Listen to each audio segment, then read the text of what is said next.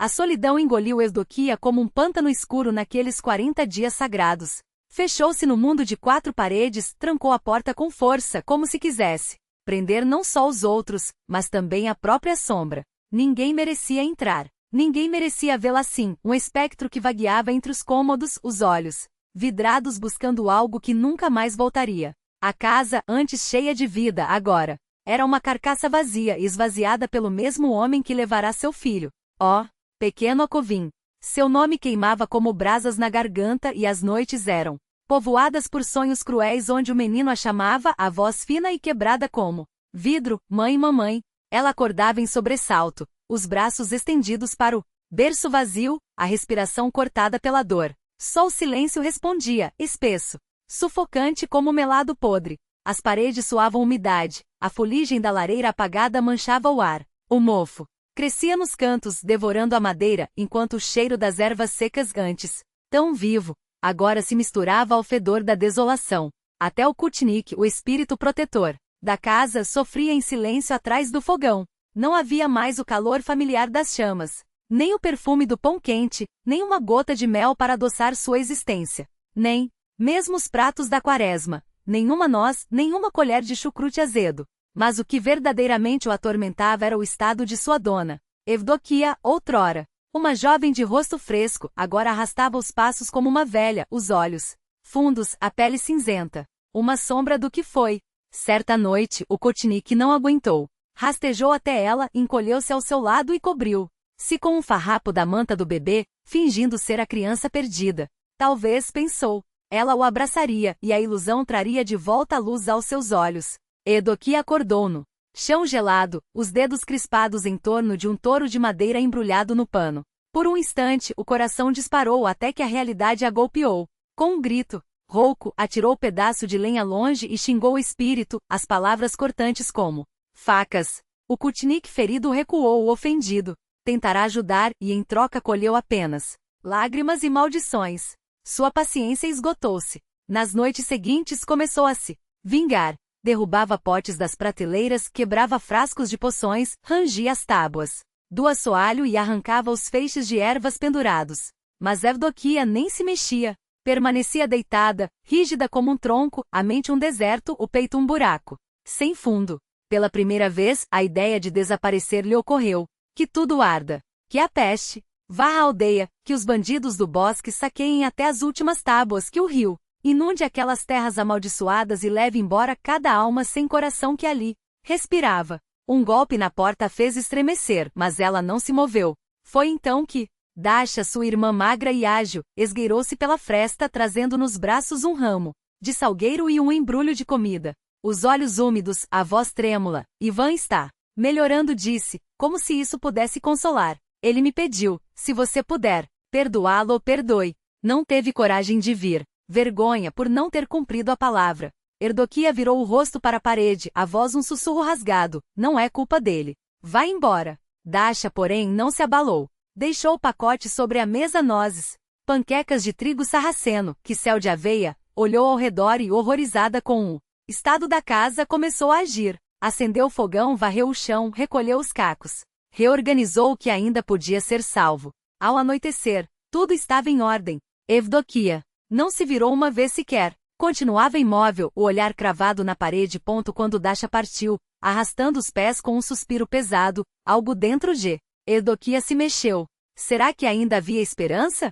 Talvez Deus estivesse apenas provando. Talvez a criança estivesse com ele, aguardando seu arrependimento. Se ela se ajoelhasse, se suplicasse, se mostrasse que seu coração agora buscava a luz. Se confessasse, se comungasse, se provasse que merecia. A sede a dominou. Levantou-se, cambaleante, e aproximou-se da mesa. Ao inclinar-se sobre o jarro que Dasha enchera de água fresca, seu próprio reflexo a assustou. Aqueles olhos cavados, aquelas faces ocas, não era um rosto, era uma máscara de morte. Não, murmurou. Assim nem o próprio demônio devolveria meu filho. O desespero a sufocou. Avó, por favor, me diga o que fazer. Gritou para o vazio. Um rangido suave respondeu-lhe, vindo de trás do baú de Aglaia. Evdokia correu até ele, abriu a tampa com mãos trêmulas. Dentro, o passado exalava seus aromas, chales, puídos, novelos de lã, o cheiro de infância. E no fundo, os pergaminhos. Pedaços de casca de bétula com símbolos desgastados, tiras de couro gravadas com escritos antigos. Uma memória proibida. Ao tocá-los, uma voz ecoou em sua mente a de Aglaia em uma noite igual a esta, quando o fogo crepitava e o vento uivava lá fora. Por que guarda esses papéis, vovó? Perguntara ela, enrolada em um cobertor de retalhos. Aglaia demorará a responder, os olhos perdidos nas sombras dançantes. Ah, minha menina, essa história vem de longe. Eu não sempre me chamava Aglaia. Eudoquia a regalar os olhos. Nasci em um lugarejo escondido entre florestas tão velhas que as árvores sabiam mais que os homens. Lá, ainda se falava com os deuses antigos, se ouvia os sussurros dos espíritos. Me chamavam Milada. Desde pequena conhecia o poder das plantas, qual acalmava a dor, qual trazia o sono. Entendia a linguagem do vento, o canto dos pássaros.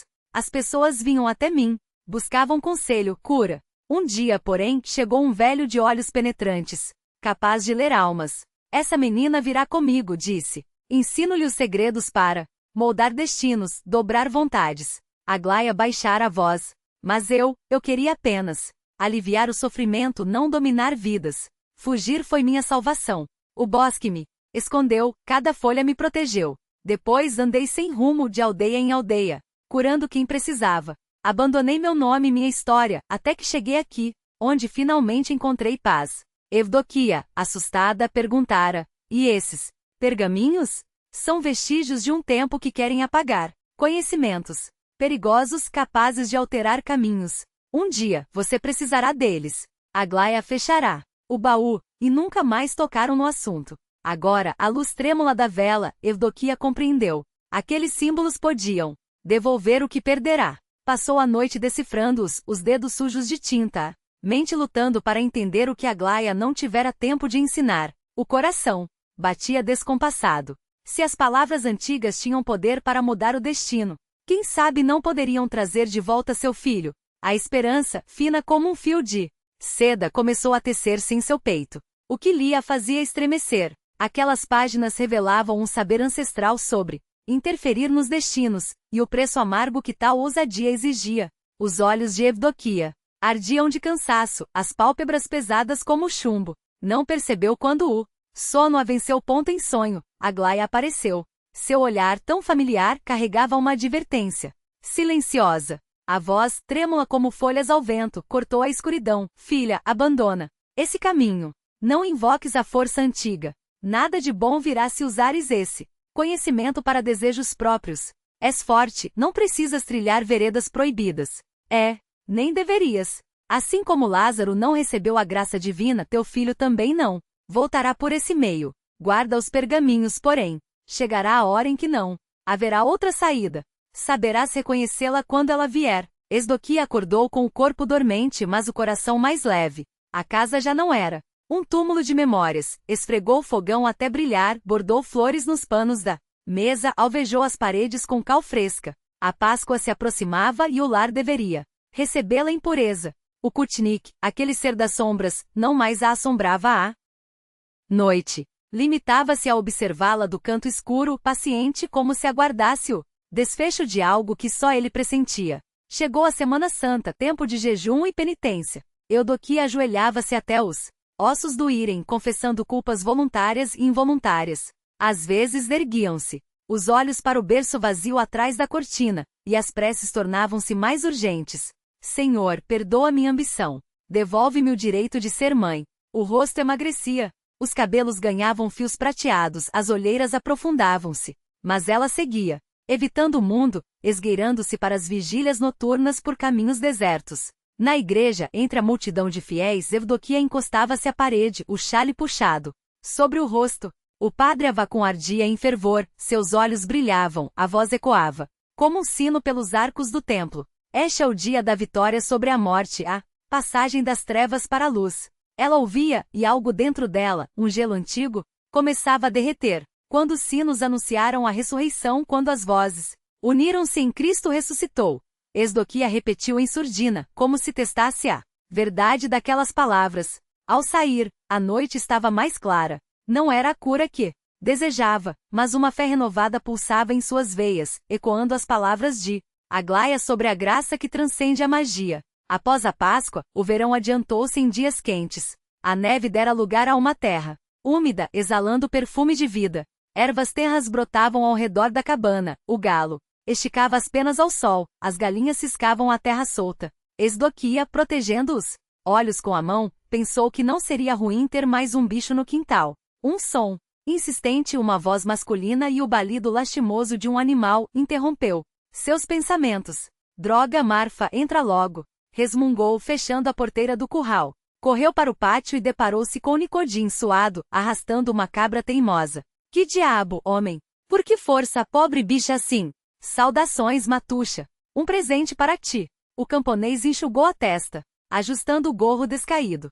Um presente? E por que tão generoso? Evdokia surpreendeu-se, mas a ideia de não precisar comprar o animal a alegrou. Aproximou-se da cabra acariciando seu pescoço. Aí, bonita. Entre, Marfuxa, vamos viver juntas. Você me dá leite, eu lhe dou capim fresco. O animal, lisonjeado, cessou a resistência. Entrou pelo portão com dignidade, como se sempre ali tivesse pertencido, e logo se pôs a mastigar a relva com satisfação. O que te traz por aqui, Nicodim? Perguntou Evdokia, enxugando as mãos no avental. Desgraça, Matuxa. Preciso de sua ajuda. O homem tirou o chapéu, revelando a careca brilhante. Ah, Nicodim, não me venha com frescuras. Seu cabelo foi embora com a idade e nem santo algum fará voltará. Não é por isso. Ruborizou-se, recolocando o gorro. Perdi uma vaca. Levei o rebanho para novo pasto de manhã, mas ao anoitecer, quando as trouxe de volta, Zória, a melhor leiteira, havia sumido. Gritei e procurei como se tivesse afundado na água. Evdokia cruzou os braços. E esqueceu como se escreve um chugar para chamar o gado de volta? Quantos anos você é pastor, homem? Eu sei. Nicodim baixou a cabeça. Os olhos já não enxergam como antes, a memória falha. As palavras certas escapam-me. Suspirou. Velhice. Maldita seja. Ajude-me, Matuxa. Em troca, a cabra é sua. Ela aceitou sem hesitar. Depois do grande jejum e da Páscoa, era como se uma voz interior lhe dissesse: chegou a hora de voltar ao que sabes fazer. Nicodim partiu, com um frasco de unguento para os olhos e um saquinho de ervas para a memória, enquanto Evdokia observava Marfuxa, agora sua companheira. Bem, minha chifruda, parece que vamos dividir o mesmo teto. A cabra baliu, sacudindo as orelhas com malícia. Passos se aproximaram. Sem se virar, Evdokia perguntou, irônica: já esqueceu como usar o que lhe dei? Olá, Evdokia. A voz era conhecida, quente. Ela girou bruscamente. Ivan estava ali, os olhos claros carregados de uma tristeza serena. Correu para ele, enterrando o rosto em seu peito largo. Por que demorou tanto? Pensei que tinha me esquecido. Nunca. Ele a abraçou com cuidado, como se temesse quebrá-la. 2 pintinhos inseparáveis, sussurrou-lhe ao ouvido, citando a brincadeira de infância. Evdokia riu, afastando-se com um empurrão brincalhão. Solte-me, ursão. Olhe só esses ombros, uma braça de largura. Já está na hora de arrumar uma noiva, irmão. Todo esse vigor e ainda solteirão? Arrumaria se encontrasse. Ivan coçou a nuca. Na aldeia, ou são casadas ou muito novas. E em Vichina, bem, nenhuma me chamou a atenção. Como quiser. Ela o examinou, curiosa. Veio por notícias ou por necessidade? Por notícias, é claro. A menos que esteja indo embora? Marfuxa espremeu-se contra a perna de Evdokia, esfregando a cabeça peluda em sua mão. Asnaharka acariciou-a distraidamente. Nicodim esteve aqui. Perdeu uma vaca. Preciso encontrá-la. Então vou contigo. A semeadura está próxima, e depois será verão inteiro de trabalho. Quando mais nos veremos? Evdokia sorriu. Ficarei feliz com sua companhia, irmão. Abril, o mês dos brotos, cumpria sua promessa. O sol aquecia a terra ávida, justificando seu nome, Tvétenho florido. Dentes de leão dourados refletiam a luz, sinos azuis balançavam ao vento, e a pulmonária exalava seu mel doce. Abelhas zumbiam, ebrias de néctar. Ivan abria caminho pela vegetação nova, pisando firme para que a irmã seguisse sem tropeços. A floresta ainda despertava, algumas árvores mantinham-se nuas, outras vestiam-se devagar, folhas tenras desabrochando sob o toque do sol. De repente, Evdokia parou. Espere, Vânia. Preciso fazer algo antes de prosseguirmos. Tirou do saco um pano desgastado, desdobrando-o com reverência. Dentro pedaço de pão. Colocou-o aos pés de um carvalho centenário e murmurou: Sugar, pai velho, viemos em paz. Permita-nos entrar em sua morada. Nada levaremos, nada quebraremos. Só buscamos o que se perdeu, e partiremos sem demora. Silenciou, ouvindo a resposta no sussurro das folhas, como se a própria floresta respirasse sua permissão. A floresta respondeu com um murmúrio de folhas verdes, e Evdokia assentiu ao irmão. Podemos seguir, disse seu olhar. O ar vibrava com o canto dos pássaros, um córrego invisível sussurrava entre as raízes, e um esquilo sonolento balançava-se em um galho de bétula. Ouça, Dunyasha, Ivan quebrou o silêncio de repente, a voz áspera como casca de carvalho. O que foi feito do garoto? Evdokia estremeceu. Parou como se as palavras do irmão tivessem lhe arrancado algo do peito. Os dedos se crisparam no tecido do vestido. O Vakúmovo levou para o mosteiro, sussurrou, a garganta apertada. E depois não sei mais. Os olhos da curandeira brilharam com lágrimas contidas. Perdoa-me, irmã, parecia dizer seu silêncio. Ivan a puxou para si, os braços fortes como troncos antigos. Perdoa, Dunya. Prometi e falhei. Dei minha palavra e não a cumpri. Ela sacudiu a cabeça, os dedos tremendo ao enxugar as lágrimas. Não há perdão a dar, Vânia. Para onde quer que olhe, alguém há de sofrer. Se eu desafiasse Vakúmov, ele me excomungaria, expulsaria da aldeia, arrancaria a criança de mim de qualquer jeito. E se a tomasse de volta, para onde iríamos? Não tenho nada, Vânia. Só esta terra que nos amaldiçoou, só este juramento que me prende. Proteger e guardar os nossos infortunados. Não sou dona de mim mesma. Ivan baixou a cabeça. O peso da verdade era uma pedra em seu peito. Talvez seja melhor assim, murmurou relutante. Os monges o criarão. Servirá. Adeus. Evdokia o fitou, os olhos escuros como poços sem fundo. E você? O que você acha? Ele hesitou, mas a resposta veio firme. Não acredito que um filho seu seja obra do demônio, Dunya. Nunca acreditei. Ela sorriu, amarga. Pouca fé tivemos, irmão. Mesmo que toda a nossa família se levantasse por nós, não venceríamos uma aldeia inteira. Você e Doshuka ainda têm vidas pela frente? Casamentos, filhos, um futuro. Não podem carregar a ira de todos. Ah, o tempo. Suspirou como se o vento levasse suas palavras.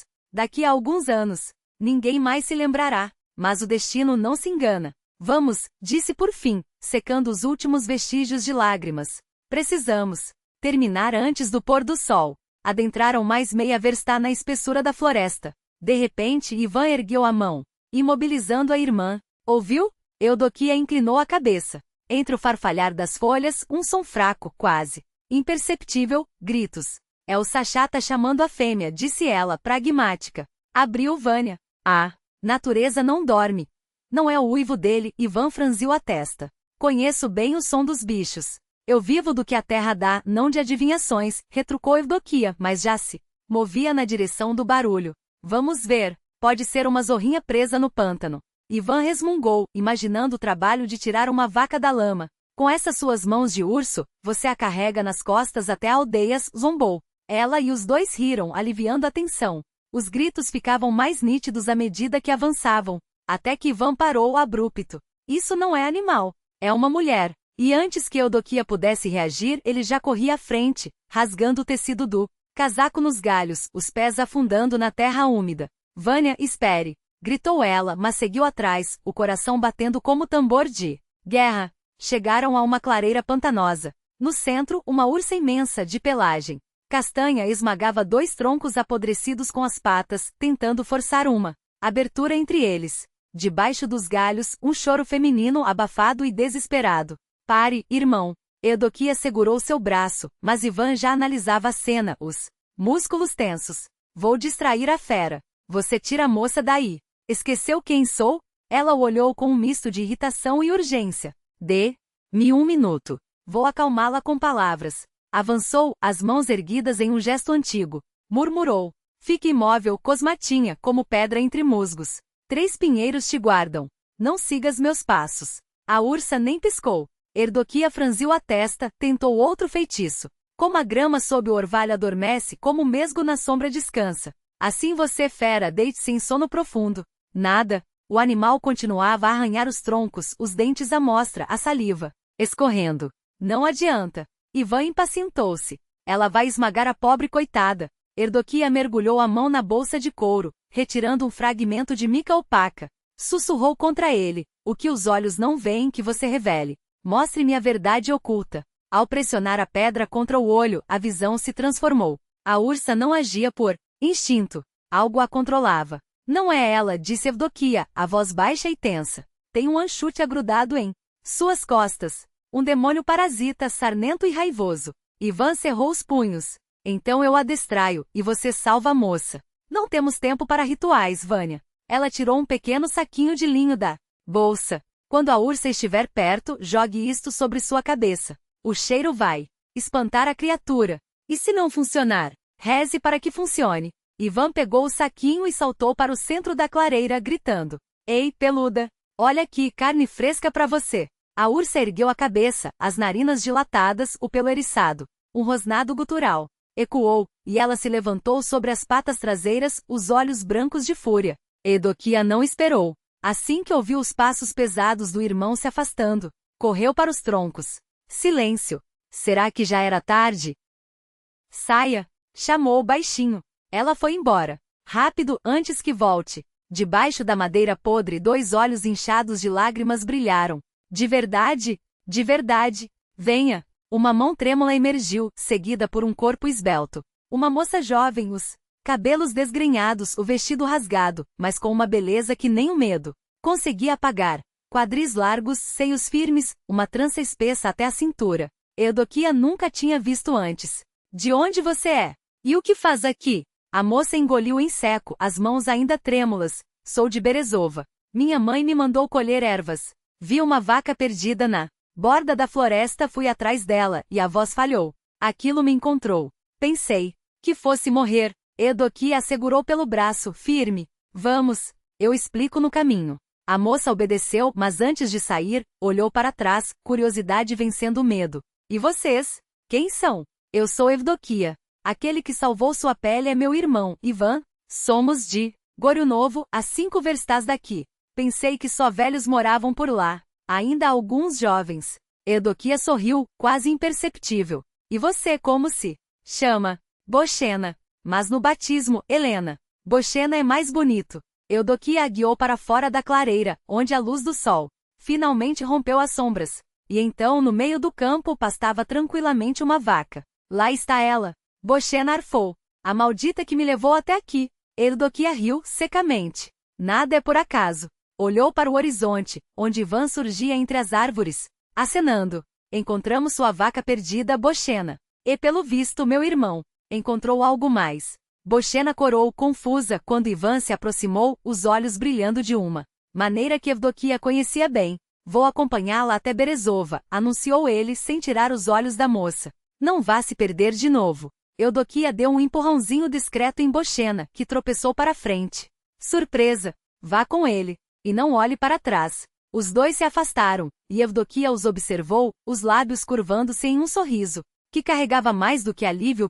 Nada acontece sem razão, pensou, enquanto voltava para casa. A vaca de Nicodim apareceu. Uma noiva para Ivan surgiu do nada. E até eu. Seus dedos tocaram a bolsa de ervas, onde guardava segredos mais antigos que a própria floresta. Talvez, sussurrou o vento entre os pinheiros, talvez o tempo esteja do nosso lado. O tempo, o tempo. Escoava entre os dedos como areia fina, e o verão ardera. Rápido demais, como um archote consumido pela noite. Depois da festa da intercessão, vieram os casamentos, esplêndidos, ruidosos, cheios de risos, lágrimas de alegria. Ivan e Buena, do Chuca e Procor de Dictério, 2 pares, 2 destinos entrelaçados em um só dia sob o mesmo céu. Evdokia observava tudo, e algo dentro dela, aquele nó duro de saudade que tanto a oprimira, afrouxava como se o próprio ar da festa o desatasse. Seu irmão, agora com a face ruborizada pelo vinho e pela felicidade, e a jovem Buena, de tranças espessas como trigo maduro,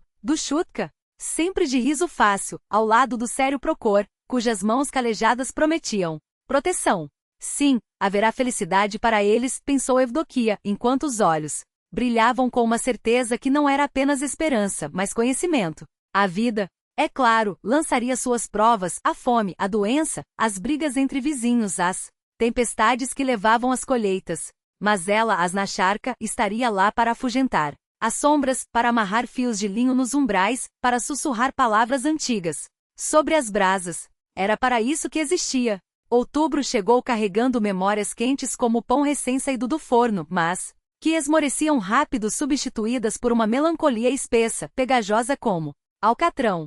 1 ano. 1 ano desde que o menino fora levado. Como estaria ele agora? Entre os muros do mosteiro de Chernogorsk, onde diziam que até o ar cheirava incenso e cera derretida, onde as paredes guardavam ícones revestidos de prata bizantina e livros de pergaminho tão valiosos que um boiardo trocaria a alma por eles. Eudoquia nunca estivera lá, embora o mosteiro fosse perto, uma palavra enganosa, como tantas outras. Ouvirá relatos dos monges que vinham havia em Igoro Novo, homens de barbas grisas e olhos claros como o gelo derretendo que traziam a palavra de Deus e ensinavam as crianças a traçar letras com carvões. Levavam também o tributo, peles no inverno, mel e grãos no verão, cordeiros e leitões quando a colheita era boa. O avô Klin enviava seus homens 2 vezes por ano com carretas cheias e, em troca, o mosteiro ouvia suas palavras nos assuntos da aldeia, respeitava seus conselhos. Talvez o menino esteja bem, tentava se convencer. Lá, ele seria criado. Entre salmos e orações, aprenderia a ler os sinais do céu e da terra. Talvez um dia tomasse os votos como Padre Avacum, ou talvez seguisse outro caminho, curando, ensinando, carregando a luz onde houvesse escuridão. Tem que estar bem, repetia enquanto os dedos apertavam a bolsa de ervas contra o peito, como se pudesse, através da distância, transmitir-lhe um pouco de seu próprio calor. Do lado de fora a neve caía fina, quase tímida, cobrindo a terra nua e a grama murcha, com um véu branco. No cerca de madeira, um galo sonolento encolhia as penas, indiferente ao dever de anunciar o amanhecer. Eudoquia conversou com Marfa, sua cabra de chifres retorcidos, ofereceu-lhe um punhado de feno e alguns segredos, murmurados entre risos. O estábulo pequeno, que Ivan construíra no verão para que Marfuxa não passe frio, cheirava a palha fresca e a leite morno. No próximo ano te farei uma casa nova, prometera o irmão, clara como a do avô Klin, com janelas largas para o sol entrar. Ela havia recusado a princípio para que tanta ostentação? Minha velha esbá ainda aguenta, mas Ivan insistira, não convém que quem cuida da aldeia viva em uma casinha podre. E ela cedera porque negar um gesto de amor era como recuar diante de um presente dos deuses. A porta rangeu. Uma mulher entrou no pátio pesada, os passos afundando na neve. Recém-caída. Não era velha, mas a idade já lhe marcará o rosto com sulcos profundos. E os olhos inchados denunciavam um choro recente. Não é daqui, notou Eudoquia de imediato. Não de Goro Novo. Entra-se, é assunto que te traz. O frio não é lugar para conversas. A estranha obedeceu, arrastando os pés como se carregasse pedras nas botas. Dentro da esbá, Eudoquia serviu o chá de ervas em canecas de barro, empurrou um pedaço de pão escuro na direção da visitante. Come, para esquecer o gelo nos ossos. A mulher, Fevronia, como se apresentou, engoliu o chá em goladas ávidas como se fosse remédio. Depois as palavras jorraram, entrecortadas por soluços. Sou de Vien. Minha desgraça. Depois do Pokrov, como sempre, nossos homens vão para o pântano das mineras. Eremei, o ferreiro, reúne a equipe. Homens experientes que conhecem o caminho das veias de ferro como conhecem as próprias mãos. Meu Borisca, meu filho, teimou em ir com eles. É coisa de homem, disse. Precisamos do metal. Eu tentei dissuadi-lo, mãe que sou. Não é lugar para rapaz. Aquele brejo é traidor, cheio de coisas que não são deste mundo. Mas ele, a voz, quebrou. Ele fez que não ouviu. E o pai? O pai sumiu há 1 ano, foi caçar martas. Nunca voltou. Experiente era. Sabia cada trilha, cada armadilha. E agora só. Restamos eu e as meninas. Os dedos de Fevronia tremiam ao enxugar as lágrimas com a manga. Os homens voltaram ontem, raivosos como lobos famintos. Dizem que o pântano não deu quase nada, que o ferro se escondeu. E do meu Borisca, nem sinal. Perguntei a Eremei, ele me cuspiu palavras duras. Não sou babá de moleque. Os outros, alguns dizem que o viram, que ele caminhava ao lado deles, mas de repente sumiu, como fumaça. Um novo soluço abalou seu corpo. Será que afundou na lama? Será que alguma bolonitsa o arrastou para o fundo? Ou, a voz falhou. Eudoquia não deixou o silêncio se instalar. Ou foi atrás de alguma moça na aldeia vizinha, ou se perdeu com os amigos no caminho de volta. Espera até anoitecer, Fevronia. Às vezes os jovens demoram. Não. A mulher bateu com o punho na mesa, os olhos ardendo. Meu coração. De mãe sabe. Ele não está brincando. Ele está, não terminou. Não precisava. E então, como uma faca envenenada, veio a farpa. Aglaia não teria me feito esperar. Ela ia agora, mesmo se fosse noite ou geada. Eras na charca de verdade. O veneno das palavras doeu, mas Evdokia não estremeceu. Seus olhos, escuros, como a terra úmida, fixaram-se nos de Fevronia. Encontrarei teu filho. Vivo ou morto, encontrarei. O rosto da mulher empalideceu. A palavra morto pairou entre elas como um corvo. Sobre um campo de batalha. Fevronia levantou-se abruptamente, tirando de sob as dobras do chale uma vexa, moeda de cobre desgastada pelo tempo, e a deixou sobre a mesa. Não preciso de dinheiro, disse Evdokia, empurrando-a de volta. Guarda. E não. É por falta de tempo que não te atendi antes, mas porque algumas coisas exigem preparação. Fevronia, porém, já não ouvia. Seus olhos estavam fixos na moeda, como se ela pudesse por si só comprar a vida do filho. Vivo, sussurrou. Só me traga ele vivo. Evdokia observou a mulher sair, os ombros curvados sob o peso de uma dor que ela mesma conhecia bem. Perder um filho, mesmo que não seja de sangue, a ferida é a mesma. Respirou fundo, afundou as mãos no baú de madeira e retirou sua velha esvita, ainda quente de memórias. Sacudiu a poeira com um gesto decidido. Ainda servirás.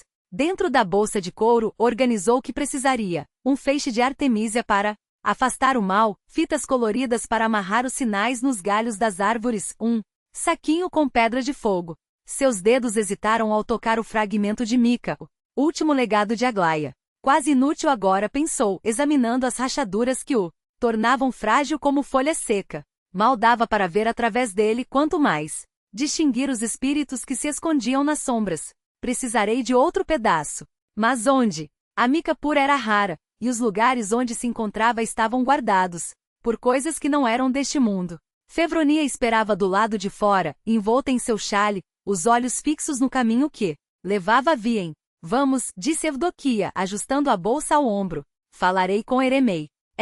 Com os outros. Alguém sabe alguma coisa? E enquanto caminhavam pela neve, que agora caía mais densa, Evdokia sentia o peso de algo maior que uma busca. Era uma dívida. Com o menino que entregará. Com a mãe que chorava. Com a terra que sempre cobrava seu preço. Aquelas lâminas de gelo translúcido não eram coisa que se ganhasse por acaso? Evdokia as receberá anos antes, como pagamento por salvar a vida de um mercador estrangeiro, daqueles que chegavam com sedas e especiarias de terras onde o sol queimava a pele. Em suas paragens, tal riqueza só se obtinha por troca ou compra e, mesmo assim, com sorte. Roubar? Isso era pecado grave, e roubar de um templo. Nem pensar. As lentes de gelo, como chamavam, eram usadas para enfeitar ícones ou janelas de igrejas, capturando a luz como se fosse um pedaço do céu. Mas tocar no que era de Deus, isso não se fazia nem em pensamento. Não precisaram caminhar muito. Logo após a última casa da aldeia, uma carroça rangente as alcançou, cheia de cântaros de aguardente caseira que queimava a garganta e esquecia as dores. Procor de Dictério, o cunhado de Evdokia, puxava as rédeas com um sorriso de dentes amarelos. Para Vien é que vão? Perguntou, ajustando o chapéu de feltro. Para lá mesmo, respondeu Evdokia, já subindo no estribo. Então sobem, que é pelo caminho. Fevronia hesitou, mas a carroça já seguia adiante, e ela pulou atrás, agarrando-se à madeira áspera. O vento cortava o rosto e a neve, agora mais fina, dançava como cinzas ao redor. É bom ter família, murmurou Fevronia, olhando para as mãos calejadas de Procor. É bom, concordou Evdokia com um olhar que era tanto gratidão quanto advertência. O caminho até Vien foi curto. Ao se despedir de Fevronia, a seguiu sozinha pela rua principal, onde o cheiro de ferro quente e carvão queimado anunciava a forja. Lá, entre batidas de martelo e sopros de fole, Eremei trabalhava como se o próprio demônio o açoitasse. O calor da frágua queimava o ar, e o suor escorria pelo rosto do ferreiro misturando-se à fuligem. Ele não a viu de imediato, estava demasiado ocupado domando fogo, alimentando-o com pedaços de minério pantanoso que brilhavam como brasas sob a cinza. Evdokia parou à distância observando. Havia algo de sagrado naqueles movimentos. A precisão com que Eremê empilhava camadas de carvão e pedra, o ritmo com que bombeava os foles até o metal gemer, emergindo da ganga como um espírito libertado. Quando finalmente ergueu aquele bloco incandescente quase vivo, o som do martelo ecoou como um sino. Faíscas voaram, iluminando por um instante os sulcos profundos em seu rosto. Era um trabalho que exigia mais que força, exigia fé. Fé de que a terra, por mais avara, ainda guardava seus segredos para quem soubesse perguntar. Só quando o ferro já tomava forma sobre a bigorna é que Eremê notou sua presença. Limpou as mãos na calça úmida e resmungou, sem parar de trabalhar. O que quer? Veio me amaldiçoar ou abençoar? Nem uma coisa nem outra, respondeu Evdoquia, aproximando-se. Preciso de respostas. Respostas? O ferreiro cuspiu no chão, e a saliva chiou ao tocar a pedra quente. O que um homem como eu pode saber que uma bruxa não saiba? Sobre Boris. O nome fez com que Eremê erguesse os olhos finalmente. A luz do fogo refletia neles, transformando-os em 2 pontos de brasas. Esse cachorro do Parisca, praguejou batendo o martelo com mais força do que o necessário. Roeu toda a pele do meu cinto novo. E agora você vem com isso. Vieste com a Artel no último promiso. Onde o viste pela última vez? Eremê franziu a testa como se a memória doesse. No acampamento. Partimos de madrugada quase sem carga. A turfa não deu o que prometia, suspirou passando a mão pela barba queimada. Precisamos mudar de lugar, deixar essa veia descansar uns anos. E Boris caminhava ao meu lado até a beira do pântano. Depois encolheu os ombros. Sumiu, como fumaça. Evdoquia sentiu o estômago apertar. Mais um que não viu nada. Mais um que se esquivava do peso da verdade como se fosse uma maldição. Quem mais estava com vocês? Eremê listou os nomes com relutância, como se cada um deles fosse uma pedra em seu caminho. Ela anotou mentalmente, agradeceu com um aceno e partiu. 2 horas. Depois de interrogar cada homem da Artel, e colher apenas olhares evasivos, e respostas que se desmanchavam como neve ao sol, Evdoquia estava de volta à igreja, os punhos cerrados de frustração. Ninguém viu nada. Ninguém sabe de nada. Até Martim, que caminhara ao lado de Boris, apenas encolheu os ombros. 1 minuto ele estava lá. No outro não estava mais. Quem sabe? Talvez tenha ido. Aliviar-se atrás das árvores. Aliviar-se. A palavra ecoou em sua cabeça como um insulto. Como se um menino de 12 invernos pudesse desaparecer no ar por um capricho da bexiga. Evdoquia mordeu o lábio até sentir o gosto de sangue. Se ao menos tivesse uma pista, uma pegada, um farrapo de tecido, qualquer coisa que não fosse essa dança de desculpas e meias verdades. Resignada, entrou na igreja. O cheiro de cera e incenso envolveu-a como um sudário. Algumas velhas rezavam em silêncio, os dedos trêmulos deslizando pelas contas do terço. Avacum estava junto ao altar, a voz grave recitando o Salmo 50, aquele que pedia misericórdia. Cria em mim, ó Deus, um coração puro. Evdoquia fez o sinal da cruz e virou-se para sair, mas a voz do padre a deteve. Evdoquia, o que fazes aqui? Não havia calor naquele tom, apenas a frieza de quem já decidirá o veredito. Vim por Boris, filho de Fevronia. Sabes que não voltou. Sei. Avacum suspirou, como se o peso do mundo repousasse sobre seus ombros. E que negócio é teu? Meu negócio é que Fevronia me pediu ajuda. Ajuda? O padre ri sem alegria. Tu e tua ajuda. Sempre a mesma canção. Evdoquia. Feitiços, poções, promessas que só afundam as pessoas mais fundo no lodo. Se a mãe tem fé, que reze. Se não tem, que aceite a vontade de Deus. E se Deus quiser que eu o encontre, então Deus falaria contigo? Avacum aproximou-se, e seus olhos eram 2 poços escuros. Ou será que ainda te julgas acima da sua lei? Evdoquia conhecia aquele olhar. Era o mesmo que a perseguia desde a noite em que ele lhe arrancara o bebê dos braços, gritando que era obra do demônio. Não era. Mas a verdade pouco importava quando o medo já havia plantado suas raízes. Não me recuso a ajudar quem me procura, padre.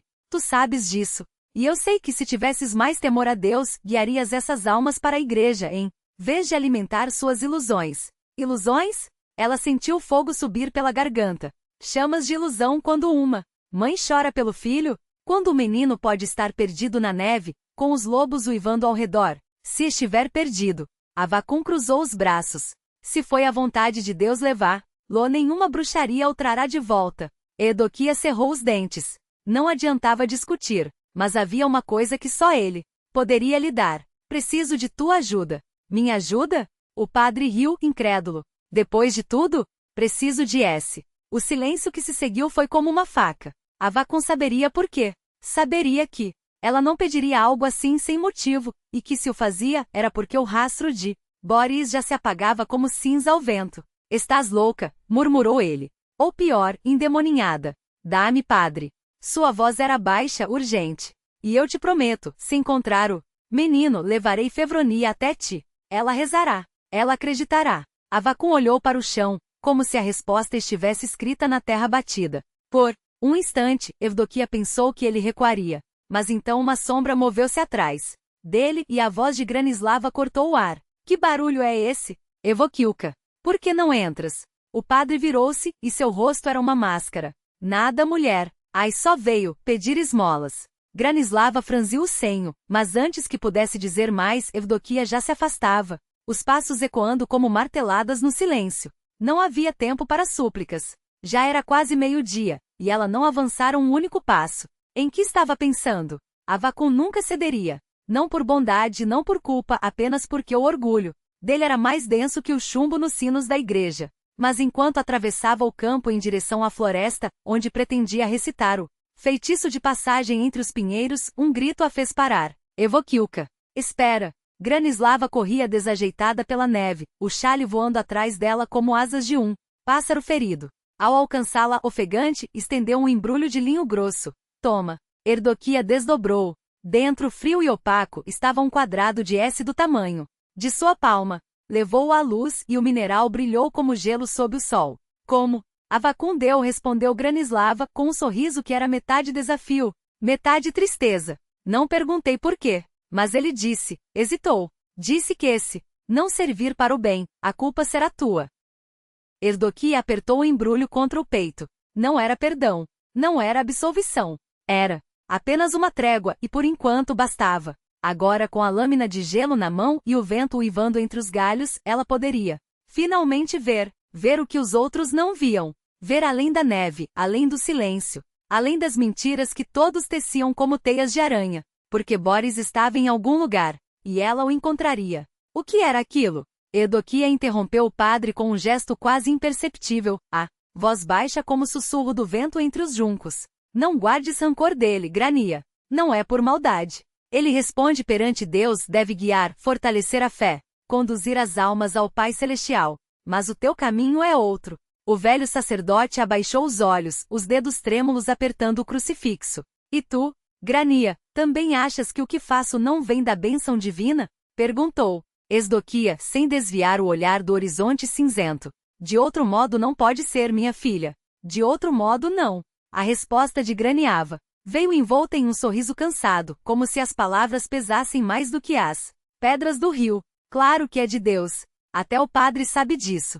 Só lhe custa dividir o coração entre o dever e a piedade. Ela fez uma pausa, os olhos brilhando com uma ternura que só os anos de convivência revelavam. Ele é bom, Evdokia. Mais do que suas palavras deixam transparecer. Lembras quando me deram o nome de Sofia no batismo? Eu me recusei. Só respondia por Graniava, o nome que minha mãe me deu. E ele, um suspiro, ele cedeu, mesmo sabendo que não era correto. Chamou-me de Graniava desde então. Evdokia voltou-se para a floresta, onde as sombras já se esticavam como dedos famintos. Tenho que ir, Grania. Boris me espera. A outra mulher apertou-lhe os ombros, os dedos ásperos como casca de bétula. Vai, filha.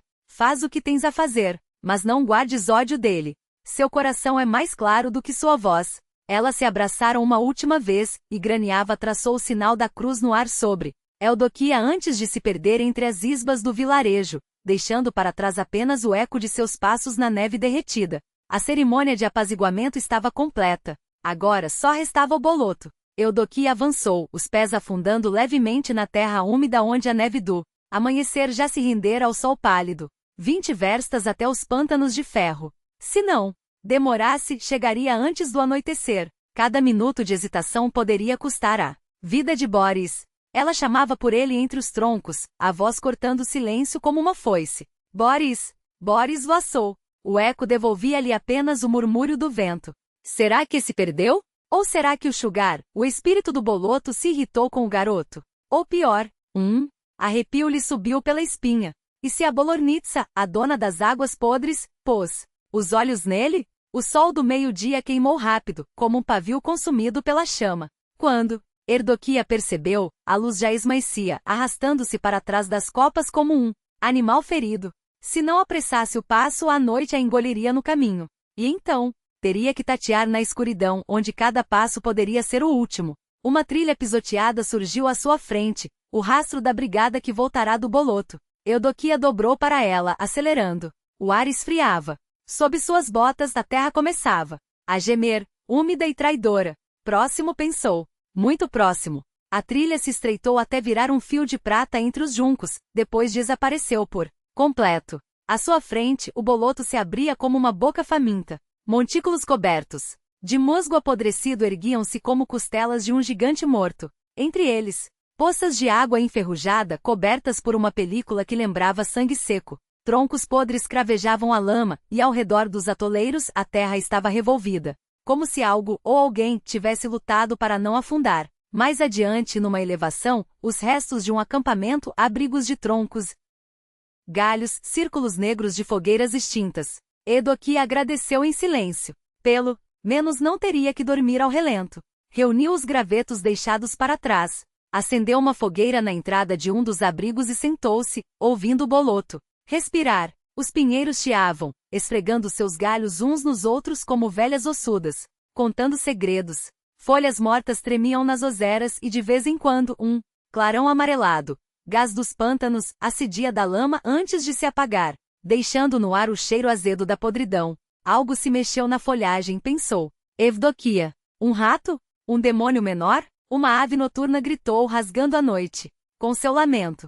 Ela olhou para as chamas e por um instante duvidou. E se enquanto ela esperava, aqui Boris já estivesse em casa, enrolado em peles junto ao fogão, sonhando com pão quente? Seria o melhor desfecho. Mas seus pés doíam de cansados e o coração não acreditava em finais tão fáceis. Estava prestes a desatar as anutis, as faixas de tecido que envolviam suas pernas, para secá-las ao fogo quando um som a fez congelar. Uma voz, fraca, trêmula, quase engolida pelo vento, mas inconfundível. Evdoquia segurou a respiração, os sentidos aguçados como lâmina. Ali, do lado leste, além dos troncos retorcidos. Rápida pegou um pedaço de pano encharcado de óleo da bolsa, enrolou na ponta de um galho e o mergulhou nas brasas. Assim enxergo melhor, murmurou, e avançou para a escuridão, o archote iluminando um círculo de terror à sua frente. Cada passo era calculado. O boloto de ferro ficará para trás, mas ali, no coração da floresta, havia armadilhas suficientes para afogar um homem 3 vezes.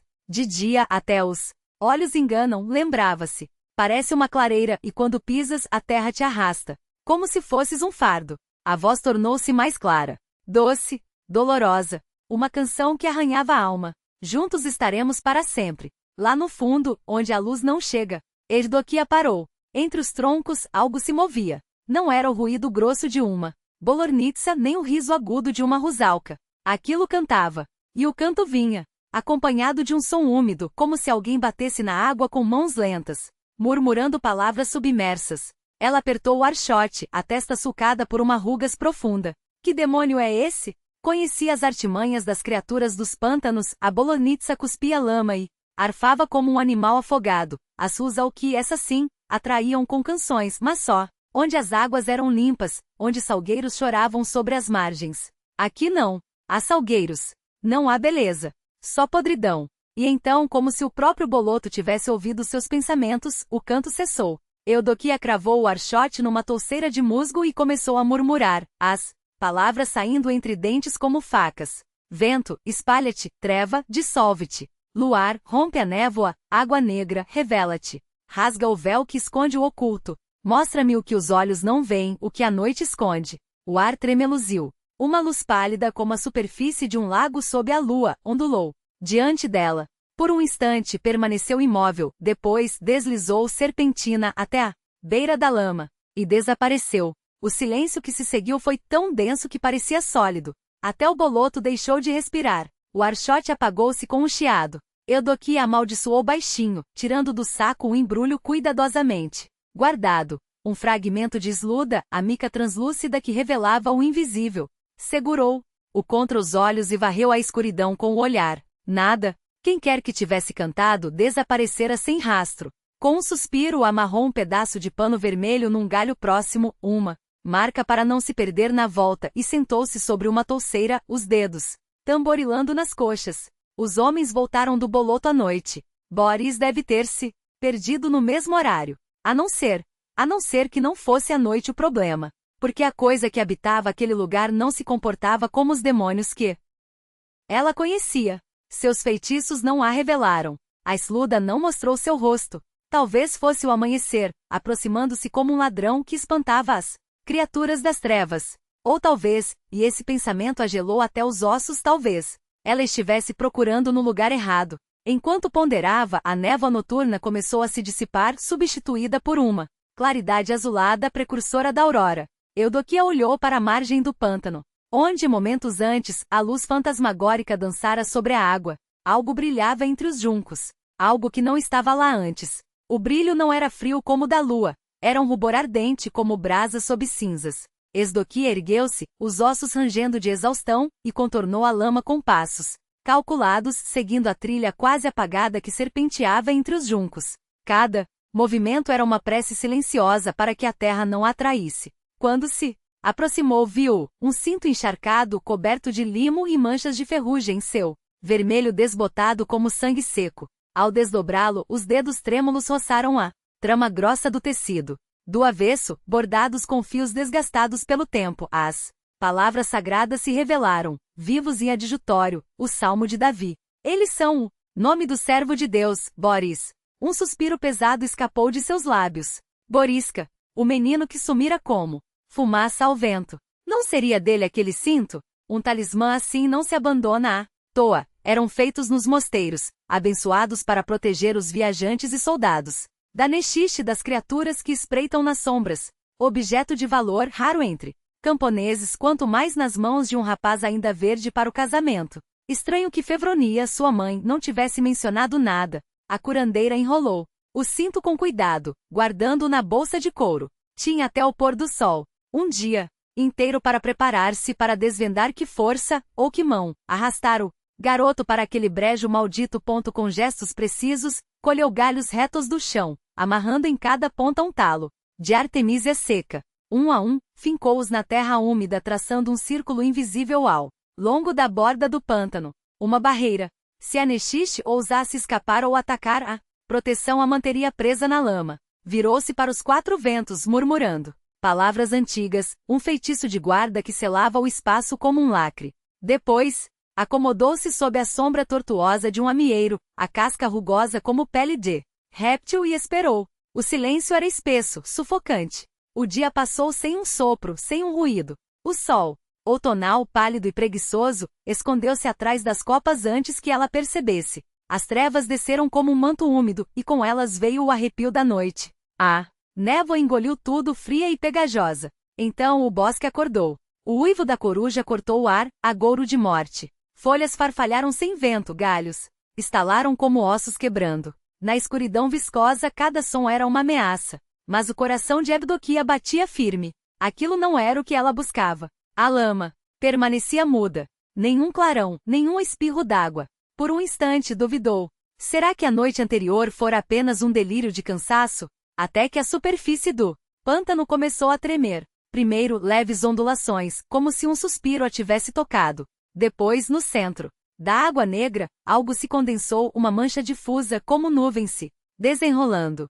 Flutuava, crescia, e então aconteceu o impossível. Do meio da luminosidade, um assobio fino ecoou. No início, uma melodia sem palavras, um chamado doce e vazio. Mas à medida que a luz deslizava sobre o brejo, o som ganhou corpo, transformou-se na mesma voz que a trouxera até ali. Eudoquia não se moveu. Respirou fundo, os dedos buscando o fragmento de mica no bolso. Com lábios imóveis, sussurrou um encanto sobre a lasca translúcida e a levou aos olhos. O que viu além da névoa prateada roubou-lhe o fôlego. Sobre a lama, não pairando sobre ela, estava uma moça. Magra, quase infantil. Vestida apenas numa camisa branca até os pés, os cabelos soltos e ensopados, escorrendo água escura. O rosto era de uma beleza doentia, pálido como cera, os olhos grandes e vazios, cheios de uma dor que transcendia séculos. Seus pés não tocavam o lodo, ela deslizava etérea, e cantava com uma voz que era ao mesmo tempo o murmúrio de um riacho na primavera e o lamento de uma alma perdida. Cada nota arrancava algo de dentro de Evdokia, uma tristeza antiga, uma memória que não lhe pertencia. A curandeira não conseguia desviar os olhos. O peito doía de compaixão e presságio. Os olhos da moça vagavam, inquietos como se buscassem alguém. Não parecia vê-la. Não enxergas, então vou te mostrar, murmurou Evdokia, aproximando a mica dos lábios. Arranco de teus olhos o véu do brejo. O vulto estremeceu, aproximou-se da margem, mas o olhar permaneceu vazio, perdido. Ouve, mas não vê, compreendeu a curandeira. Bem, já é um começo. Ajoelhou-se, a voz baixa e urgente.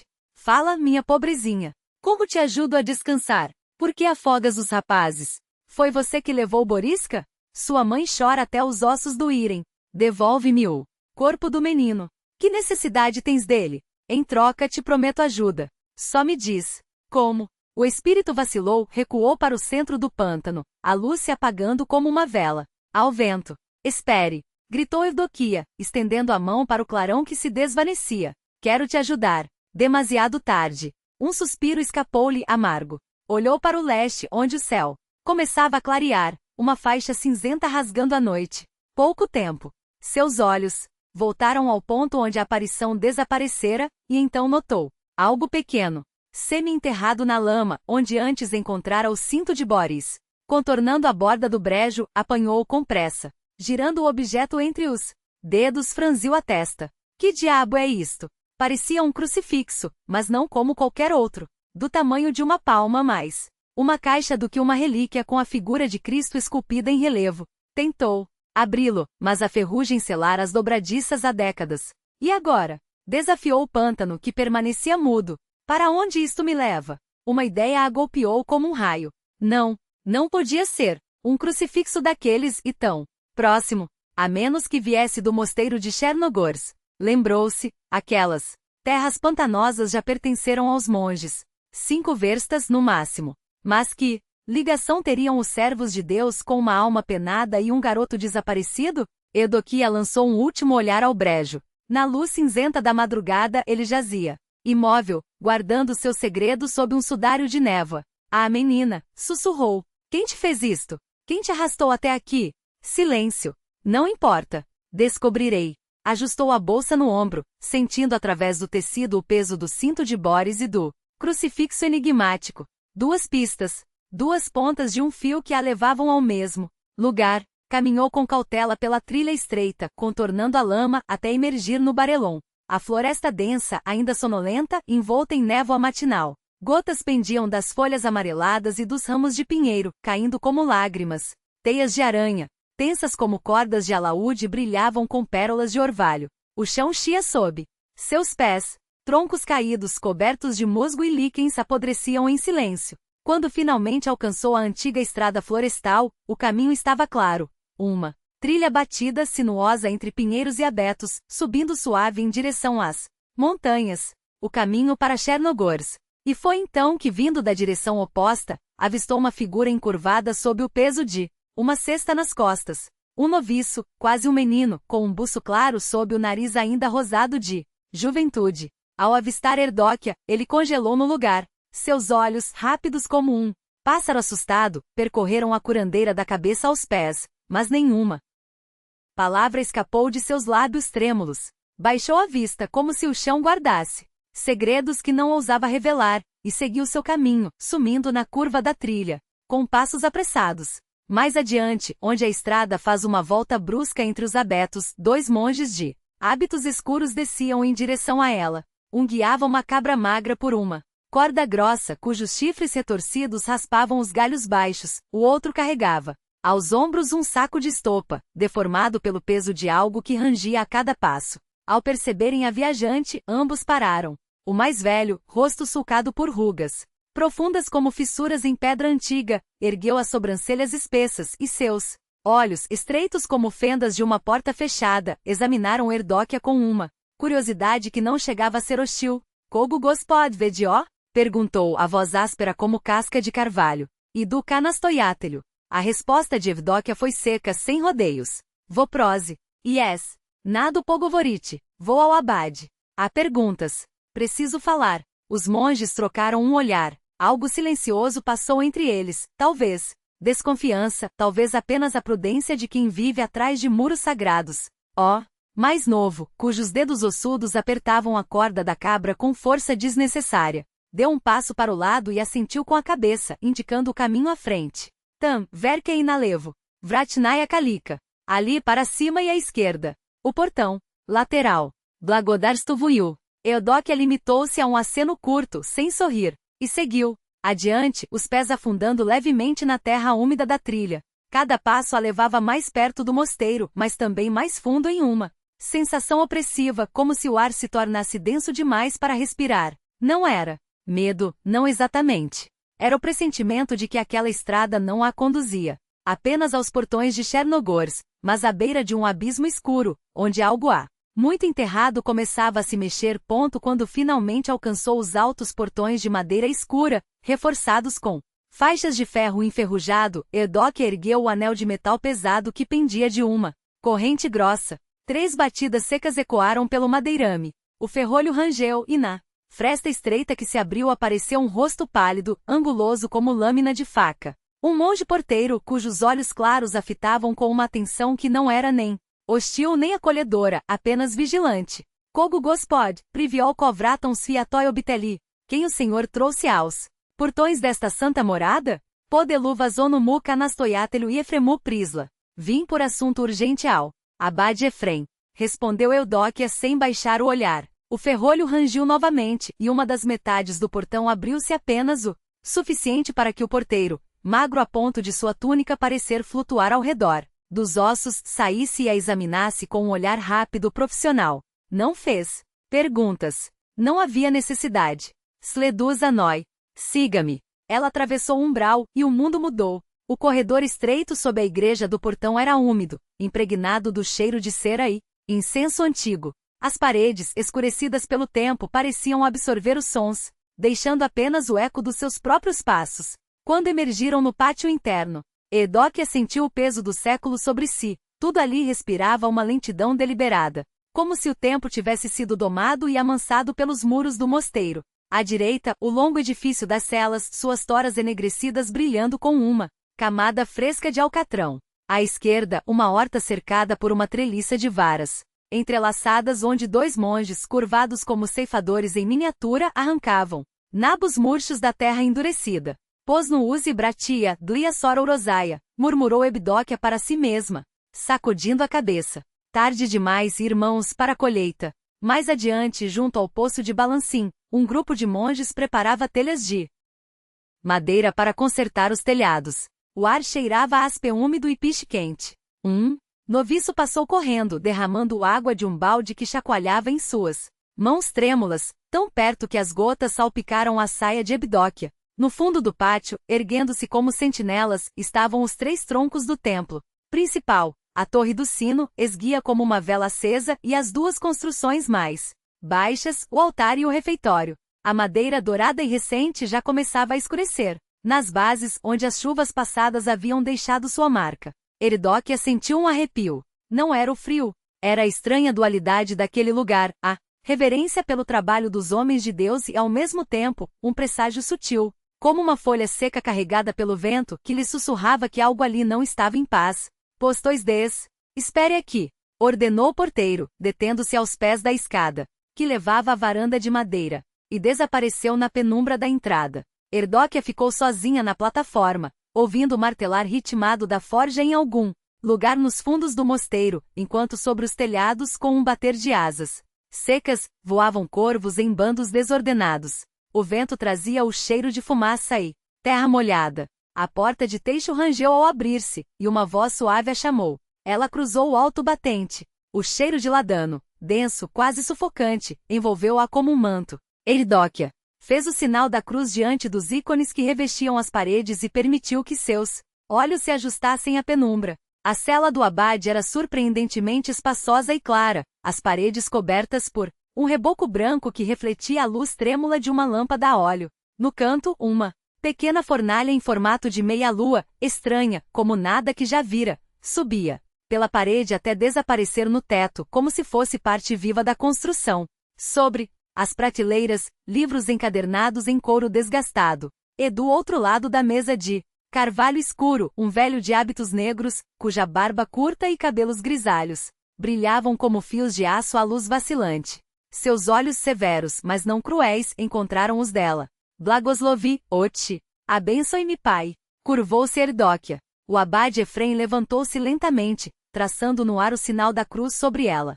Sua voz era baixa, mas cada palavra carregava o peso de décadas de oração. Sadiz, Ditya. S. Shem Gospod, Tebia Priviol? Sente-se, filha. Com o que o Senhor a trouxe até mim? Erdóquia não se apressou em obedecer. Desatou a bolsa de couro que carregava às costas e, com cuidado cerimonial, retirou dela um cinto úmido impregnado do cheiro ácido dos pântanos. Colocou-o sobre a mesa diante do abade. Em seguida, contou-lhe do desaparecimento do rapaz, do pântano que engolira Boriska, do cinto que restara, como única testemunha muda. Efrem estreitou os olhos, quase cego pela luz fraca, e passou os dedos sobre a tecelagem do tecido. Nashik Masterov Rabota. Trabalho de nossos artesãos, murmurou, após um longo silêncio. Isvishival Noi Palate. Da sala de bordados. Mas então, como se uma sombra tivesse passado sobre seu rosto, acrescentou. No Poca Eniel Lavlivaiu. Veshon Voivopros, Ditya? Mas ainda não compreendo. Qual é a sua pergunta, filha? Foi quando Erdóquia retirou da bolsa o objeto que trazia escondido. Um encólpion de prata escurecida, um relicário dobrável que depositou sobre o cinto. Com um som surdo. Vopros moi veeton. Minha pergunta está aqui. Sua voz era firme, mas as mãos tremiam levemente. Tan, distib nu Boriska bolotina viplunula voteto. Vestitsu.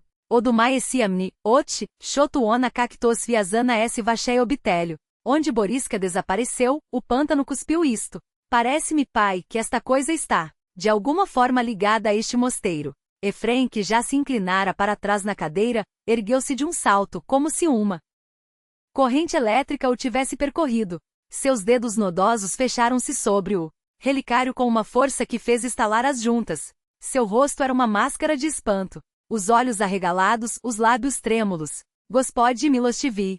Senhor misericordioso, sussurrou levando encólpion até a estreita janela. Virou-o sob a luz, examinando as gravuras quase apagadas como se não pudesse acreditar no que via. Quando finalmente se virou para Erdóquia, sua voz era um rosnado surdo carregado de algo entre horror e esperança.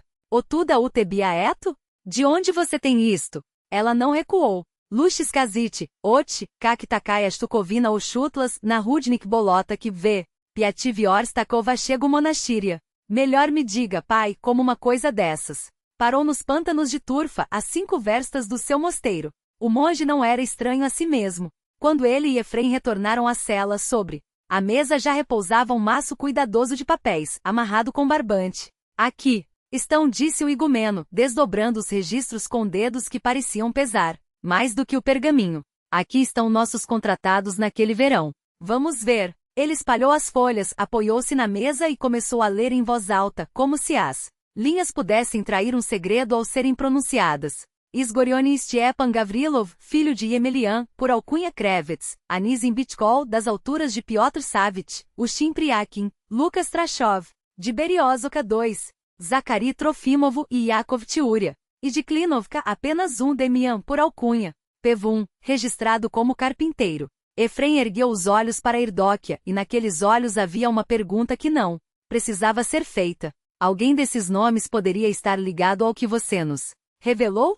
Ela franziu a testa, os dedos apertando as bordas da mesa como se pudesse extrair a verdade da madeira. Eu mesma sou de Goriuno e nem todos daqui conheço bem. Mas posso garantir, não é nenhum dos nossos.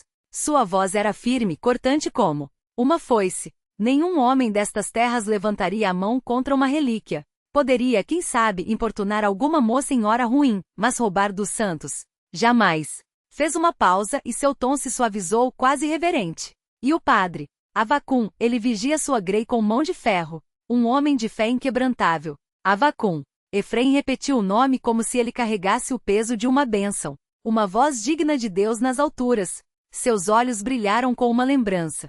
que parecia aquecê-lo por dentro. Você conhece bem nosso padre, então. Ele foi criado nesta mesma ência. Um dos melhores discípulos, escolhido por Deus.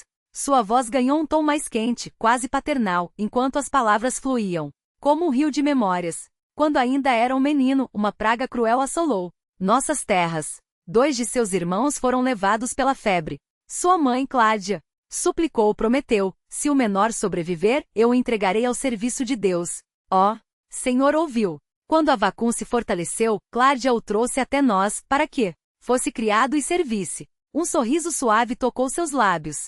Ele era esperto, luminoso. Aprendeu as letras com rapidez, decorou os salmos de cor. Sua voz fechou os olhos por um instante como se ainda pudesse ouvi-la. Até os monges, peregrinos se perdiam em seu canto. Desde os primeiros anos, meu coração se apegou a ele. Eu guiava, protegia, mas sabia, seu caminho não era o monástico. Seu dom era pastoral. Efrém suspirou como se revivesse aquele momento. Eu o abençoei para o casamento. Escolhemos uma noiva dócil, temente a Deus, de boa família da sua Goriunoi. Depois enviei-o a Novgorod, ao bispo Luca. O prelado primeiro o provou no conhecimento da fé e então o ordenou. Primeiro como diácono, 1 ano depois como presbítero. Seus olhos se distanciaram, como se vissem além das paredes da cela. Naquela época, o padre Afanásio faleceu, e a paróquia ficou órfã. Foi então que a comunidade e eu concordamos em um só nome, Avacum. Seu peito se encheu de orgulho. Eu mesmo batizei seu primogênito. Chamaram-no de Efrém em minha honra. Erdóquia não partilhou da devoção do igumeno. Um sorriso breve, quase irônico, tocou seus lábios. Agradeço sua ajuda, Otchi. Já é hora de seguir meu caminho.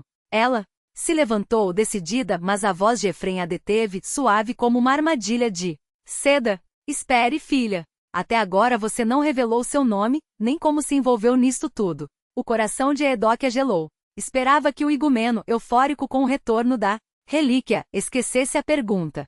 Mas não esqueceu. Ela exalou longo, como se expulsasse um fardo dos pulmões, e então contou, sem meias palavras. Era sobrinha da popá de Avacum, a curandeira de Goriunoi, e havia ido aos pântanos em busca de um rapaz desaparecido. Efrém, para sua surpresa, não mudou a expressão. Levantou-se lentamente e fez o sinal da cruz sobre ela e disse, com uma calma que pareceu abençoá-la e amaldiçoar. Lá ao mesmo tempo, todos os filhos de Deus têm seu caminho, Erdóquia.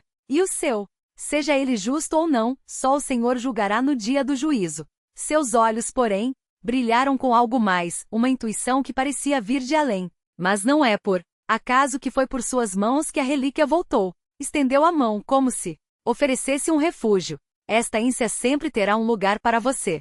E em minhas orações, seu nome será lembrado. Algo dentro dela doeu, um aperto súbito no peito. Quis perguntar pelo menino, como estava, se ainda ali vivia, mas engoliu as palavras. Para que revirar a faca na ferida? Primeiro, o dever. Primeiro, a verdade. Efrém a acompanhou pessoalmente até os portões do mosteiro, abençoando-a uma última vez, jurando que se precisasse de ajuda, as portas estariam sempre abertas. Para ela, quando os pesados batentes se fecharam atrás de suas costas, o sol já havia ultrapassado o zênite. Seu caminho agora era Klinovka. A aldeia ficava a 5, 6 verstas dali, a mais próxima das turfeiras. Beriozoka, embora mais próxima de Goriunoi, distava 20 boas verstas dos pântanos. Mas era em Klinovka que seu instinto a puxava e o instinto, como sempre, não a atraiu. Chegou antes do anoitecer. A aldeia era maior do que imaginara, 2 ruas largas, 3 dezenas de casas, até uma construção em andamento.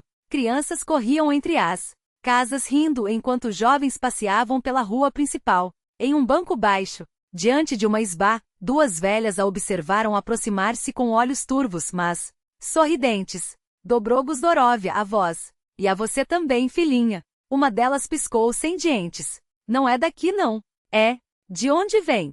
Sou a curandeira de Goriunoi. As velhas suspiraram, como se o céu lhes tivesse enviado um presente. Ah, menina, como você chegou na hora. Nossa Travnitsa Zacaria faleceu no verão. Ficamos sem ninguém. Às vezes os monges de Chernogorsk vêm, curam um pouco, mas sem você estaríamos perdidos. Ajudo vocês, Babuk. Erdóquia sorriu, mas seus olhos já buscavam respostas. Só peço um favor em troca. Não se negarão, não é? O que pudermos, filhinha. Alguma moça desapareceu por aqui? As velhas trocaram um olhar, depois assentiram em uníssono. Foi há 3 verões. Uma boa moça, temente a Deus. Ia ao mosteiro, ajudava, até que sumiu. Alguns dizem que fugiu, quem sabe? 3 verões. O mesmo ano em que a relíquia foi roubada. Eudoquia sentiu um calafrio. E ela tinha um noivo? Claro que tinha, exclamou a primeira. Um rapaz bonito e ainda por cima. Abençoado por Deus. Abençoado? Eudoquia arqueou uma sobrancelha.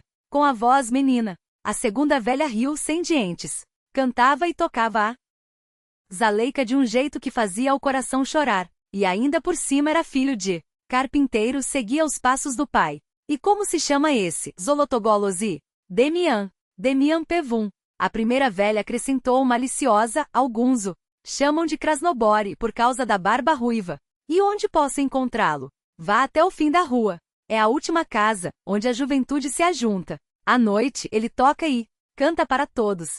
Eudoquia agradeceu, prometendo voltar para tratar das dores das velhas. Mas enquanto caminhava, a música já alcançava, risadas femininas, gritos de aprovação dos rapazes e, acima de tudo, o som agudo e melancólico da Zaleika. Então uma voz aveludada ergueu-se em canção. Fiquei em silêncio, seguindo teu rastro. Na alma ficou para sempre a luz do teu olhar. O adeus de tua mão na escuridão se gravou. Guardei tua imagem naquele dia. Olhei teus olhos pela última vez. E o mundo ao redor como que adormeceu. Ficou em mim só a lembrança de ti. Guardei tua imagem naquele dia. Eudoquia parou sem fôlego. A canção do pântano ecoou em sua memória como um lamento. Estaremos juntos eternamente no fundo. Ela avançou pela multidão de jovens que se abriu como água diante de uma proa. Então o viu. Sentado em um banco, alto e esbelto, já não um rapaz, mas um homem na força de Ivan. A barba ruiva, espessa como manto, emoldurava seu rosto, daí o segundo apelido Krasnobori. Ao percebê-la, ele sorriu, convidativo. Zdrastui Matusha. Venha, sente-se. Veio ouvir a canção. Zdrastui Demian. Sua voz era calma, mas os dedos tremiam. Canta bem? Sim, mas não foi por isso que vim. Ela se virou para os jovens que agora a observavam em silêncio. Chega por hoje. Rebiata. A apresentação acabou. Hesitaram, murmuraram, mas ninguém ousou desafiar aquela mulher desconhecida. Afastaram-se devagar como se temessem perder algo. E quando ficaram sozinhos, Demian cruzou os braços, o sorriso ainda nos lábios, mas os olhos já desconfiados. Então, qual é esse Seriosny Rasgovor Matusha? Os rapazes se dispersaram, cada um para seu lado. Demian, irritado com tamanha ousadia, saltou do banco com um pulo. Que diabos é essa mulher mandando em tudo? Será que a gente tá atrapalhando? E quem é você afinal? Nunca vi você na vida. Rosnou os punhos já cerrados. Eudoquia o encarou de sobrolho franzido, a voz baixa e cortante como uma lâmina enferrujada. Senta, ou te retorço de um jeito que nem tua mãe vai reconhecer. Demian bufou desafiador e avançou contra ela. Tá louca, velha?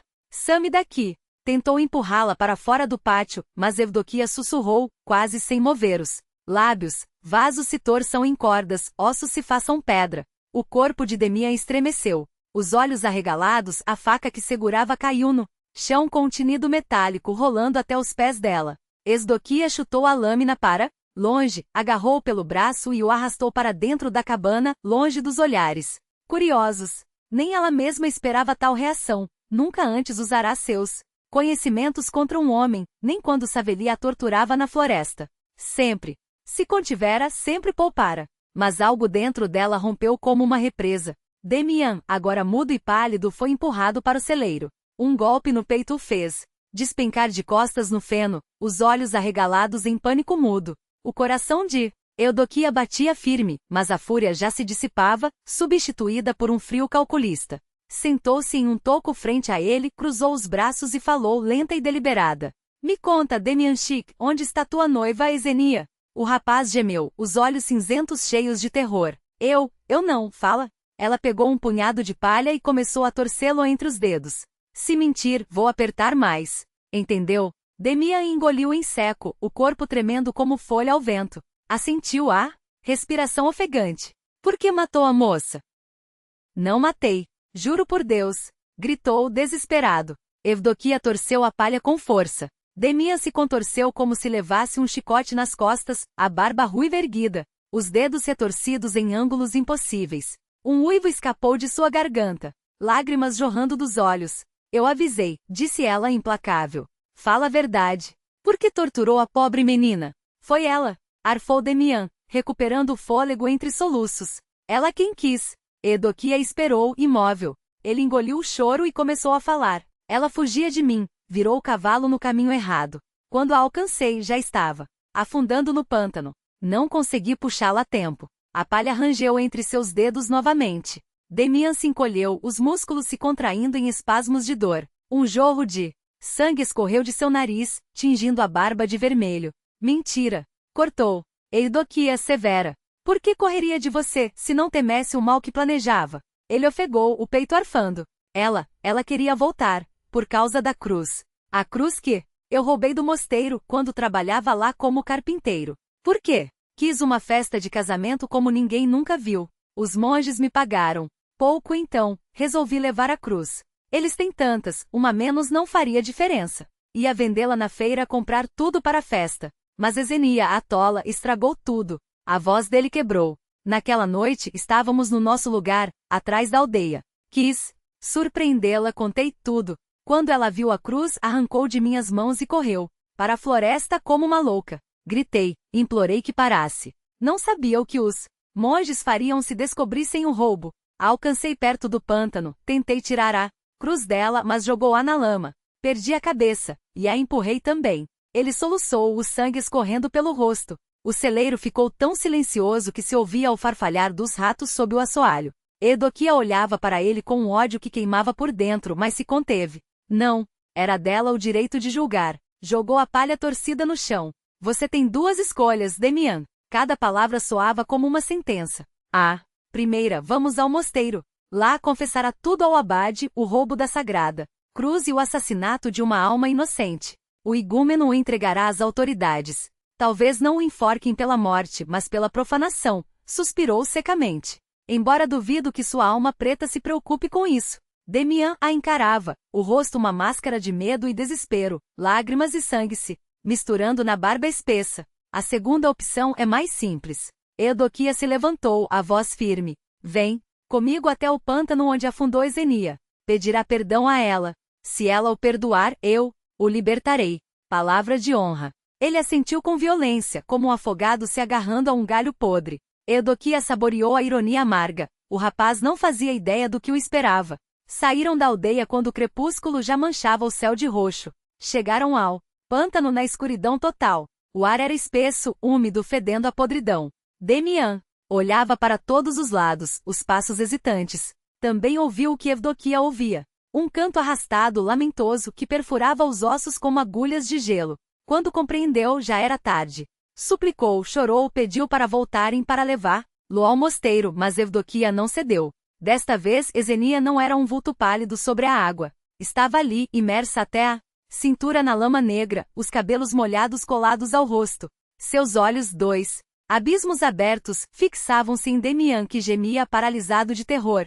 Fala, ordenou Eudoquia, apontando para os galhos fincados na margem, entrelaçados com feixes de losna. Pede perdão.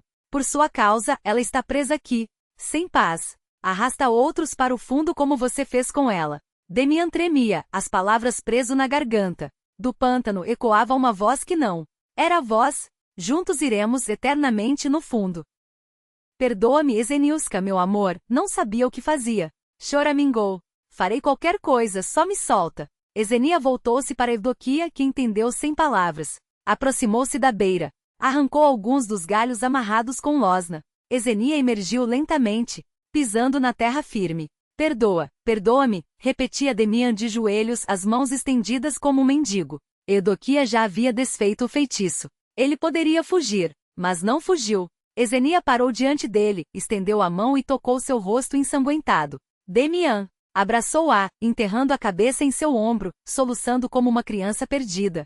Ela acariciou seus cabelos uma última vez, então tomou suas mãos e, passo a passo, o levou consigo para a lama. Ele não parou de chorar, não parou de rezar, até que a turfa se fechou sobre suas cabeças. Por um longo momento o pântano ficou em silêncio. Então borbulhou, arrotou e 3 Corpos vieram à tona, primeiro o de um rapaz jovem, provavelmente Boriska. Depois o de Esenia, intacto, o rosto sereno, um sorriso suave nos lábios. Por último, o corpo sem vida de Demian. Eudoquia enxugou as lágrimas com o dorso da mão, arrastando os corpos para longe da água, abrigando-os em um antigo acampamento de mineiros. Cobriu-os com galhos. Fechou-lhes os olhos e, sem olhar para trás, seguiu pela trilha conhecida até o mosteiro. Lá, as portas se abriram sem resistência. Sem perguntas, sem resistências. A noite engolira suas últimas forças quando Evdokia ajoelhou-se diante do igúmen, e as palavras jorraram como um rio transbordado. Confessou tudo, os corpos no pântano, a maldição que nunca existiu, o medo que paralisou uma aldeia inteira. Pediu que buscassem Esenia antes que a terra a reclamasse para sempre, que a enterrassem com orações e não com superstições. Ela não merece virar lenda de terror para assombrar as noites dos camponeses. Sussurrou enquanto as mãos tremiam. O igúmen escutou, acenando com a cabeça, como quem já conhecia o peso daquelas verdades. Depois, com voz rouca de quem carrega segredos antigos, prometeu enviar irmãos para trazer Fevronia. Uma mãe tem o direito de chorar seu filho, disse, e Evdokia sentiu o alívio cortante de uma ferida finalmente limpa. Mas o corpo traiu a alma. Antes que a última palavra fosse dita, o chão subiu ao seu encontro. O mundo apagou-se em um redemoinho de exaustão e dor. Acordou com o grito do galo rasgando a madrugada, um som tão insistente que parecia chamá-la de volta dos mortos. A cela era estreita, o ar quente e pesado como um manto de lã. Uma fresta no alto deixava escorrer uma luz pálida suficiente para revelar as paredes nuas e o cheiro de cera derretida. Levantou-se com esforço, os ossos rangendo como madeira velha. Lá fora, o mosteiro respirava em silêncio. As preces murmuradas no templo, o vento brincando com as folhas secas, o cheiro de terra úmida após a chuva da noite. No poço, a água gelada queimou suas faces, lavando não só o sono, mas o gosto amargo da derrota. 3 vidas perdidas. 3 famílias destruídas. E ela, a única que restara para contar a história, sentia o peso de cada escolha como se fosse sua própria cruz. Foi então que as portas do mosteiro rangeram. Uma carroça adentrou o pátio puxada por um monge de rosto severo. Atrás dele, uma figura encurvada, envolta em xales escuros como se o luto a tivesse transformado em sombra. Fevronia. Seus olhos, antes vivos como brasas, agora eram poços secos, a pele cinzenta como a cinza de um fogo apagado. Eudoquia não precisou se aproximar para saber que a mulher já não chorava, ela sangrava por dentro e cada respiração era um esgar de dor. Sem pensar, seus dedos buscaram o cinto bordado no bolso. O tecido, desgastado pelo tempo e pelas mãos de Boriska, ainda guardava o cheiro de ervas e suor. Estendeu-o para Fevronia como quem oferece um pedaço de si mesma. Perdoa-me, Fevronilka. Não consegui salvar teu menino. A mãe olhou para o cinto como se ele fosse um fantasma. Seus dedos trêmulos o tocavam, acariciando os fios como se fossem as últimas marcas do filho. Depois, com um gemido gutural, afundou no chão, apertando o tecido contra o peito como se pudesse, através dele, abraçar Boriska pela última vez. Oh, meu Deus, meu Deus! Uivava, e o som era tão cru que Evdokia sentiu as próprias entranhas se retorcerem. Não tentou consolá-la. Que palavras poderiam preencher um vazio daquele tamanho? Que oração traria de volta um filho afogado nas águas traidoras de um pântano que nunca deveria ter sido seu túmulo? Foi então que Fevronia levantou o rosto, os olhos turvos fixos nela. A culpa é minha. Matuca sussurrou a voz quebrada como vidro. Disseram-me, não se deve dar ao filho o nome do pai. Boris, meu marido, era corajoso demais, teimoso demais. Nunca usou este cinto. Dizia que a sorte se faz com as próprias mãos. Mas Boriska, depois que o pai sumiu, o menino passou a usá-lo todos os dias. Como se pudesse, sozinho, trazer o pai de volta. Seus dedos apertaram o tecido com mais força. E agora os dois se foram. Um pelo nome, outro pela teimosia. Era um presságio, Matuca. Um castigo. Eudoquia sentiu o sangue gelar. Presságio?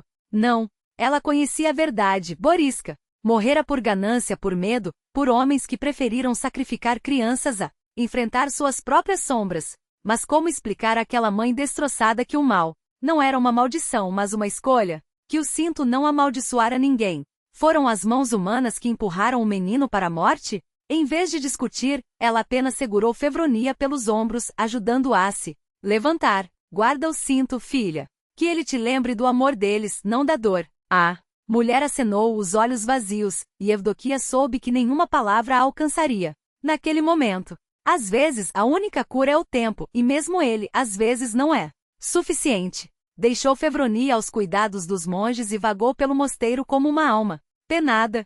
As paredes pareciam sussurrar, os corredores se estreitavam como se quisessem sufocá-la. Precisava de ar, de silêncio, de qualquer coisa que não fosse o peso daqueles olhares cheios de luto. Atravessou o portão dos fundos sem rumo, os pés a levando por um caminho de toras gastas, e então o viu. Um pátio amplo semi-aberto, onde crianças brincavam sob o sol fraco do outono. Meninos e meninas de todas as idades, rindo, correndo, vivos. Vivos. Seu coração parou. Uma porta se abriu. Um jovem noviço surgiu, segurando pela mão um menino pequeno, de cabelos dourados que caíam em cachos até os ombros. O garoto cambaleava, os pezinhos desajeitados tentando acompanhar o ritmo do irmão mais velho.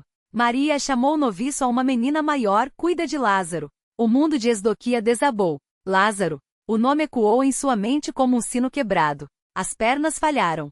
Ela caiu, de joelhos, as lágrimas queimando como ácido. Ele estava aqui. Todo esse tempo, ele estava aqui. Mãos firmes a ergueram antes que pudesse desmoronar por completo. Levanta. Evdokia. A voz era baixa, grave, familiar. Quando se virou, encontrou os olhos de Efrem, não com reprovação, mas com uma tristeza que parecia carregar séculos. É ele? Perguntou, embora já soubesse. O coração sabia. O igúmen assentiu.